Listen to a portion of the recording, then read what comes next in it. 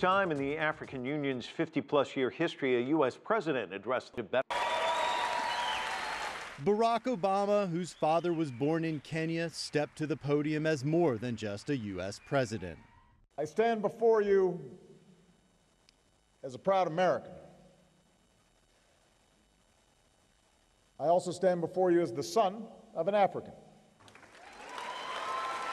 And Africa and its people have helped shape who I am and how I see the world.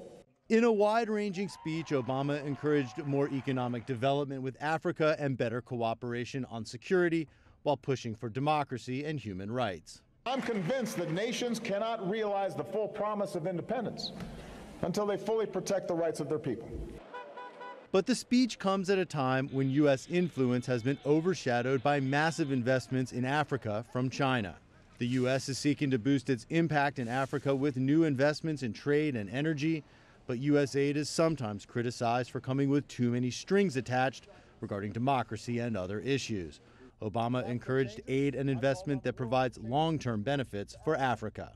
So many Africans have told me, we don't want just aid, we want trade that fuels progress.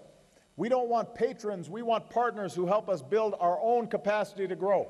African leaders responded to the speech with calls for a bigger place for Africa on the world stage, including a permanent spot on the UN Security Council. We know it cannot be a decision of one member, but we are asking all members to support us in making sure that this historic injustice is corrected.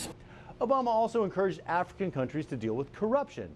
He spoke in favor of term limits, saying that he thinks if he ran for re-election back here in the U.S., he could win.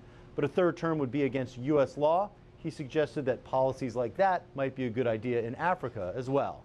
Jim Spellman, CCTV, Washington.